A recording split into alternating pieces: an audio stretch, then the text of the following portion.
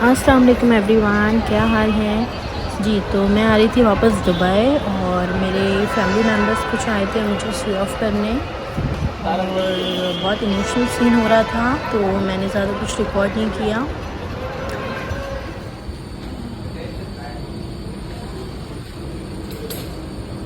Thank you so much. तो अब्बा कहाँ हैं, देखते जाओ। अब्बा कहाँ हैं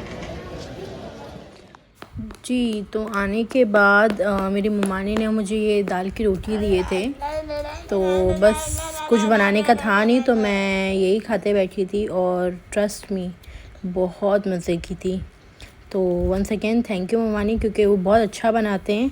उन्होंने सुबह में जल्दी जल्दी उठ के मेरे लिए बनाए और साथ ही साथ मेरी मम्मानी सास ने भी बहुत सारी चीज़ें दी हैं खाने के लिए, तो वो मैं एक एक करके सब खोलूँगी।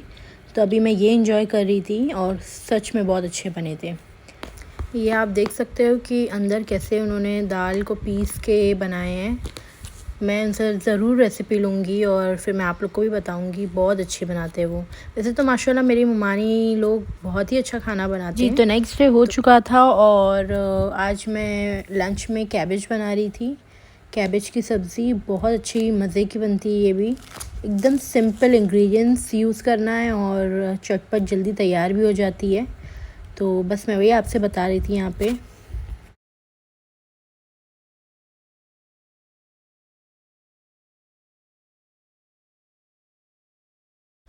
जी, तो रात में मेरी तबीयत कुछ ज़्यादा ख़राब हो गई थी और इतना ज़्यादा मुझे कॉफ़ हो रहा था और ठंडी लग रही थी, तो मेरे हस्बैंड ने सूप ऑर्डर कर दिए बाहर से, तो बस मैं वही पी रही थी। खाने का भी कुछ मन नहीं कर रहा था।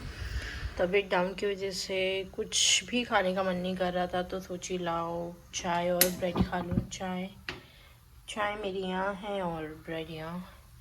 तो टोस्ट करके, ऐसा मुझे बहुत पसंद है गरम गरम। तो बस कुछ भी मन नहीं कर रहा खाने का, तो सोचिए यही खा लूँ।